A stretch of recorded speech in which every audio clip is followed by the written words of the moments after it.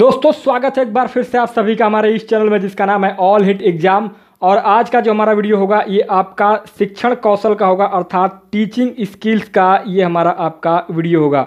और ये teaching skills का आपका 6वें पार्ट का वीडियो होगा। दोस्तों इसके पहले ऑलरेडी टीचिंग स्किल्स अर्थात शिक्षण कौशल के 5 पार्ट के वीडियो ऑलरेडी हमारे इस ऑल हिट एग्जाम चैनल पर अपलोड किए जा चुके हैं। तो जिन्होंने भी हमारे इस 5 पार्ट के वीडियो को नहीं देखा है शिक्षण कौशल के, वो जा करके प्लेलिस्ट में चेक करके सुपर टैट स्पेशल के नाम से एक प्लेलिस्ट बना हुआ है, उस प्लेलिस्ट में जाएंगे तो आपको सुपर टैट के सारे वीडियो मिल जाएंगे। और उसी में आपका शिक्षण कौशल यानी कि टीचिंग स्किल्स के 5 पार्ट के वीडियो मिल जाएंगे। और वो 5 पार्टों के वीडियो में आपके पहले वाले पार्ट में 50 प्रश्न है और 5वें में 50, और ये 6वां पार्ट है, इसमें भी टोटल 50 प्रश्न को ही शामिल किया जाएगा। क्योंकि 50 प्रश्न के वीडियो जो होते हैं वो इजी होते हैं और कम समय के होते हैं और बहुत ही आसानी से याद हो जाते हैं। तो दोस्तों वीडियो बहुत ज़्यादा लंबा ना हो इसलिए स्टार्ट करते हैं। टीचिंग स्किल्स अर्थात शिक्षण कौशल सुपर टैट में आता है। तो जो भी हमारे दोस्त जिन्होंने भी सुपर टैट की तैयारी कर रहे हैं, अर्थात जिन्होंने भी सी टैट, यूपी टैट या किसी भी राज्य का स्टेट टैट क्वालिफाइड कर लिया है और वो सुपर टैट की तैयारी में लगे हुए हैं, तो उनके लिए ये स्पेशल वीडियो होगा। अर्थात सुपर टैट की परीक्षा में आपका टीचिंग स्किल्स अर्थात शिक्षण कौशल से संबंधित प्रश्न पूछे जाते हैं। तो दोस्तों आज का हमारा वीडियो शिक्षण कौशल का 6वें पार्ट की वीडियो में आज आपका पहला प्रश्न होगा, फ्लैडर ने कक्षागत व्यवहार के अध्ययन के आधार पर शाब्दिक व्यवहार को कितने भागों में बांटा है। तो दोस्तों फ्लैडर ने कक्षागत व्यवहार के अध्ययन के आधार पर शाब्दिक व्यवहार को टोटल 3 भागों में बांटा है। पहला है शिक्षक कथन, दूसरा है शिक्षार्थी कथन और तीसरा है आपका मौन। अर्थात फ्लैडर ने कक्षागत व्यवहार के अध्ययन के आधार पर शाब्दिक व्यवहार को टोटल 3 भागों में बांटा था। अब दूसरा प्रश्न है आपका, कोठारी आयोग की रिपोर्ट का क्या नाम है। तो दोस्तों कोठारी आयोग की रिपोर्ट का नाम आपका शिक्षा और राष्ट्रीय विकास है। दोस्तों एक चीज़ और मैं बताना चाहूँगा कि ये मेरे खुद के हैंडराइटिंग नोट्स के द्वारा मैं ये आप लोगों को वीडियो के माध्यम से शिक्षण कौशल का ये वीडियो दे रहा हूँ, क्योंकि टोटल मैंने बहुत ही सेलेक्टेड किताब से बहुत ही महत्वपूर्ण प्रश्नों को मैंने शामिल किया है शिक्षण कौशल के। वैसे तो अगर आप किताब पढ़ने जाएंगे तो किताब में बहुत सारे आपको क्वेश्चन मिल जाएंगे टीचिंग स्किल्स के, लेकिन हमने अपने हैंडराइटिंग नोट्स में उन्हीं क्वेश्चन को सेलेक्ट किया है जो बेहद ही महत्वपूर्ण प्रश्न हैं। तो दोस्तों बहुत ही ज़्यादा महत्वपूर्ण ये वीडियो होगा, ध्यान से देखिएगा शुरू से लेकर आखिरी तक। तो दोस्तों तीसरा प्रश्न है आपका, NAAC नैक संस्था का पूरा नाम क्या है। तो दोस्तों नैक संस्था का पूरा नाम है आपका national assessment and accreditation council. तो दोस्तों नैक का पूरा फॉर्म क्या है, national assessment and accreditation council. अगला प्रश्न है आपका, यूजीसी द्वारा नैक का गठन कब हुआ था। तो दोस्तों यूजीसी अर्थात यूनिवर्सिटी ग्रांट कमीशन अर्थात विश्वविद्यालय अनुदान आयोग के द्वारा नैक का गठन जो हुआ था वह आपका सन 1994 ईस्वी में सबसे पहले हुआ था। अगला प्रश्न है आपका, नैक का मुख्यालय कहाँ है। तो दोस्तों नैक का मुख्यालय आपका बेंगलोर में है। कहाँ, बेंगलोर में। अगला प्रश्न है आपका, निराशा से उत्पन्न एक दर्शन है। तो दोस्तों निराशा से उत्पन्न एक दर्शन क्या होता है, अस्तित्ववाद कहलाता है। क्या कहलाता है, अस्तित्ववाद। अगला प्रश्न है आपका, यदि स्कूटर चलाने वाला व्यक्ति कार चलाना सीखता है तो यह अधिगम अंतरण है। तो दोस्तों यदि स्कूटर चलाने वाला व्यक्ति कार चलाना सीखता है तो यह अधिगम अर्थात यह सीखना क्या होगा, ऊर्ध्व अधिगम अंतरण कहलाता है। अर्थात ऊर्ध्व अधिगम अंतरण के अंतर्गत ये प्रक्रिया आती है, ये क्रिया आती है कि अगर कोई व्यक्ति स्कूटर चलाता है और बाद में वह जो है कार चलाना सीखने लगता है तो यह जो अधिगम होगा ये आपका ऊर्ध्व अधिगम अंतरण के अंतर्गत आता है। अगला प्रश्न है आपका, अपव्यय एवं अवरोधन का प्रथम व्यवस्थित अध्ययन किस समिति ने किया। तो दोस्तों अपव्यय एवं अवरोधन का प्रथम व्यवस्थित अध्ययन आपका हरटांग कमेटी के द्वारा अर्थात हरटांग समिति के द्वारा सबसे पहले अपव्यय एवं अवरोधन का प्रथम व्यवस्थित अध्ययन किया गया था। अगला प्रश्न है आपका, कुछ भी पढ़ाया नहीं जा सकता, सब कुछ सीखा जाता है, यह कथन किसके द्वारा कहा गया था। तो दोस्तों यह कथन आपका रविंद्रनाथ टैगोर के द्वारा कहा गया था। अर्थात कुछ भी पढ़ाया नहीं जा सकता, सब कुछ सीखा जाता है, यह कथन रविंद्रनाथ टैगोर के द्वारा कहा गया था। अगला प्रश्न है आपका, बहुउद्देशीय विद्यालयी व्यवस्था का संप्रत्यय किस आयोग ने दिया था। तो दोस्तों बहुउद्देशीय विद्यालयी व्यवस्था का संप्रत्यय आपका मुदालियर आयोग ने दिया था। कौन आयोग ने, मुदालियर आयोग ने बहुउद्देशीय विद्यालयी व्यवस्था का संप्रत्यय दिया था। अगला प्रश्न है आपका, किस शिक्षा दर्शन में अनुभव तथा प्रयोग के माध्यम से सीखने को महत्व दिया है। तो दोस्तों यह होता है आपका प्रयोजनवाद के अंतर्गत, अर्थात प्रयोजनवाद के अंतर्गत शिक्षा दर्शन में अनुभव तथा प्रयोग के माध्यम से सीखने को सबसे ज़्यादा महत्व दिया जाता है। अगला प्रश्न है आपका, किसी परीक्षण के स्थिरता गुणांक का परिकलन किसके द्वारा होता है? तो दोस्तों किसी परीक्षण के स्थिरता गुणांक का परिकलन आपका परीक्षण पुनः परीक्षण विधि के द्वारा किया जाता है। अगला प्रश्न है आपका, पर्यावरण शिक्षा को शुरू करने वाला पहला विश्वविद्यालय कौन सा है?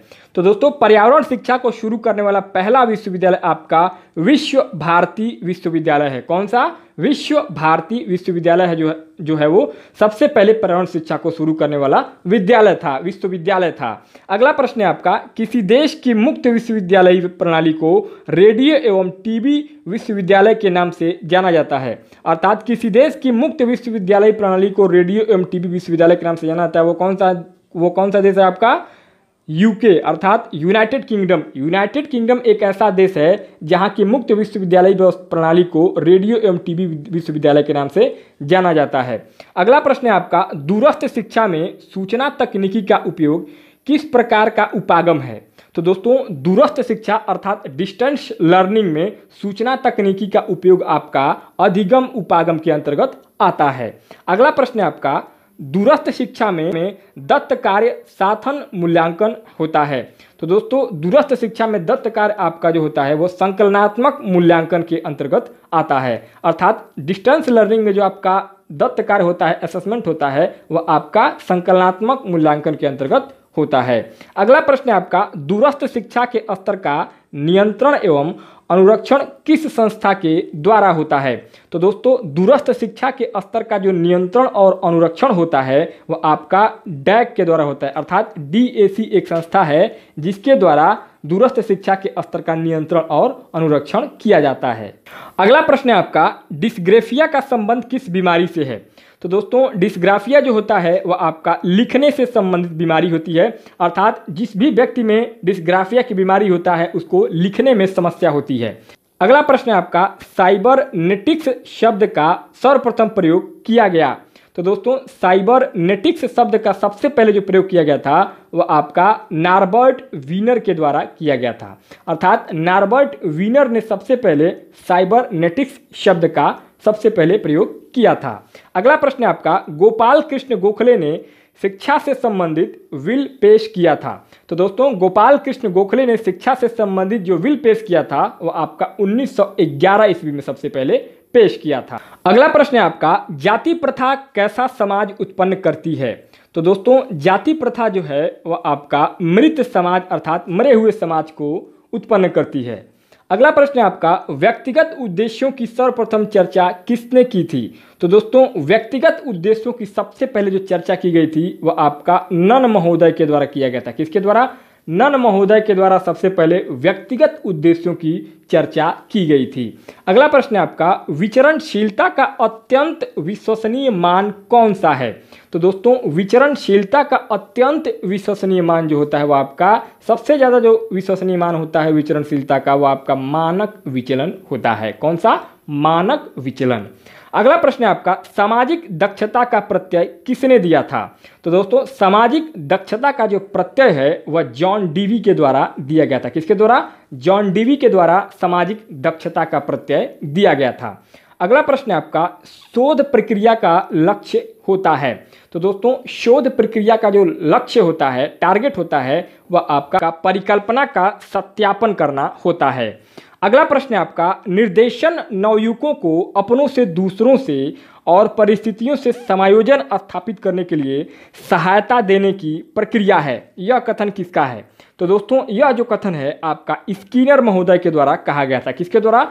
स्किनर महोदय ने कहा था कि निर्देशन नवयुवकों को अपनों से दूसरों से और परिस्थितियों से समायोजन स्थापित करने के लिए सहायता देने की प्रक्रिया होती है। अगला प्रश्न है आपका, +2 स्तर पर व्यावसायिक शिक्षा पाठ्यक्रम प्रारूप को प्रथम बार प्रस्तुत किया गया किस रिपोर्ट के आधार पर? तो दोस्तों +2 स्तर पर व्यावसायिक शिक्षा पाठ्यक्रम प्रारूप को सबसे पहले जो प्रस्तुत किया गया था वह आपका आदि शैया समिति रिपोर्ट के आधार पर प्रस्तुत किया गया था। किसके आधार पर? आदि शैया समिति रिपोर्ट के आधार पर सबसे पहले +2 स्तर पर व्यावसायिक शिक्षा पाठ्यक्रम प्रारूप को सबसे पहले प्रस्तुत किया गया था। अगला प्रश्न है आपका, एमिल नामक पुस्तक किसने लिखी थी? तो दोस्तों एमिल नामक जो पुस्तक है वो आपका रूसो के द्वारा लिखा गया था, जो कि एक महान दार्शनिक थे। अगला प्रश्न है आपका, एनसीईआरटी द्वारा क्षेत्रीय शिक्षा महाविद्यालय कब खोले गए? तो दोस्तों एनसीईआरटी द्वारा क्षेत्रीय शिक्षा महाविद्यालय आपका सन 1963 ईस्वी में सबसे पहले खोले गए थे। अगला प्रश्न है आपका, भारत में उपग्रह अनुदेशनात्मक दूरदर्शन प्रयोग SITE कार्यक्रम कब किया गया? तो दोस्तों भारत में उपग्रह अनुदेशनात्मक दूरदर्शन प्रयोग आपका 1975 ईस्वी में सबसे पहले किया गया था। किसमें? 1975 ईस्वी में। अगला प्रश्न है आपका, UGC के गौण प्रोजेक्ट ज़्यादातर किस प्रकार के अनुसंधान होते हैं? तो दोस्तों UGC अर्थात यूनिवर्सिटी ग्रांट कमीशन अर्थात विश्वविद्यालय अनुदान आयोग के गौण प्रोजेक्ट जो होते हैं वो ज़्यादातर आपका क्रियात्मक अनुसंधान के आधार पर होते हैं। अगला प्रश्न है आपका, निःशुल्क व अनिवार्य प्राथमिक शिक्षा के लिए national elementary education mission NEEM का प्रारंभ कब किया गया? तो दोस्तों निःशुल्क व अनिवार्य प्राथमिक शिक्षा के लिए national elementary education mission NEEM अर्थात NEEM का प्रारूप आपका सन 1995 द्वारा प्रारंभ किया गया था। अगला प्रश्न है आपका, वर्तमान में शिक्षा किस सूची में है? तो दोस्तों वर्तमान में शिक्षा आपका एजुकेशन आपका समवर्ती सूची में शामिल है। अगला प्रश्न है आपका, शिक्षण में सूक्ष्म शिक्षण जोर देता है? तो दोस्तों शिक्षण में अर्थात टीचिंग में आपका माइक्रो टीचिंग जो होता है, माइक्रो टीचिंग स्किल्स अर्थात सूक्ष्म शिक्षण जो होता है वो सबसे ज़्यादा आपका कौशल पर जोर देता है। किस पर? कौशल पर। अगला प्रश्न है आपका, शिक्षण के उद्देश्यों को व्यवहारिक रूप में लिखने की योजना सबसे पहले किसने विकसित की? तो दोस्तों शिक्षण के उद्देश्यों को व्यवहारिक रूप में लिखने की योजना सबसे पहले स्किनर के द्वारा विकसित की गई थी। किसके द्वारा? स्किनर महोदय के द्वारा विकसित की गई थी। अगला प्रश्न है आपका, निर्देशन की किस सेवा को अनुपूरक सेवा माना जाता है? तो दोस्तों निर्देशन की अनुवर्ती सेवा को अनुपूरक सेवा माना जाता है। अगला प्रश्न है आपका, शून्य परिकल्पना को गलत करना निरस्त करना किस प्रकार की त्रुटि को इंगित करता है? तो दोस्तों शून्य परिकल्पना को गलत करना निरस्त करना आपका अल्फा त्रुटि के अंतर्गत आता है। किसके अंतर्गत? अल्फा त्रुटि के अंतर्गत आता है। अगला प्रश्न है आपका, राष्ट्रीय माध्यमिक शिक्षा अभियान RSMA कब प्रारंभ किया गया? तो दोस्तों राष्ट्रीय माध्यमिक शिक्षा अभियान RSMA आपका मार्च 2009 में सबसे पहले प्रारंभ किया गया था। अगला प्रश्न है आपका, मुस्लिम काल में बिस्मिल्लाह रस्म की अदायगी होती थी जब बालक हो जाता था? तो दोस्तों मुस्लिम काल में बिस्मिल्लाह रस्म की अदायगी आपका जब बालक 4 वर्ष 4 माह 4 दिन का हो जाता था, अर्थात जब भी बालक 4 साल 4 महीना और 4 दिन का हो जाता था तो मुस्लिम काल में बिस्मिल्लाह रस्म की अदायगी होती थी। अब दोस्तों इस वीडियो में आखिरी प्रश्न होगा और दोस्तों सुपर टेट के लिए टीचिंग स्किल्स अर्थात शिक्षण कौशल के 6वें पार्ट का भी ये आखिरी प्रश्न होगा अर्थात 50वां प्रश्न होगा। प्रधानाचार्य का प्रमुख दायित्व क्या होता है? तो दोस्तों प्रधानाचार्य का जो प्रमुख दायित्व होता है वह आपका निर्देशन कार्यक्रमों का संगठन व प्रशासन होता है।